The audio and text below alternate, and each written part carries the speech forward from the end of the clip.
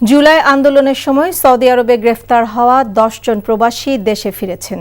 রাত ১:৩০টার দিকে সৌদি এয়ারলাইন্সের একটি ফ্লাইটে হজরত শাহজালাল আন্তর্জাতিক বিমানবন্দরে এসে অবতরণ করেন তারা।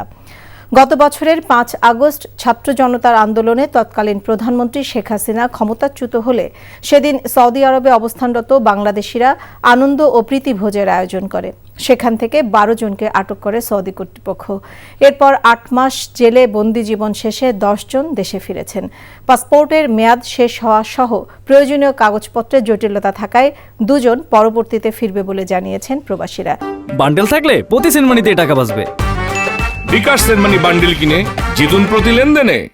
দেশে ফেরত প্রবাসীরা বলছেন, সরকার সহ সকলের সহযোগিতায় অনিশ্চিত পরিস্থিতি থেকে মুক্ত হয়েছেন তারা।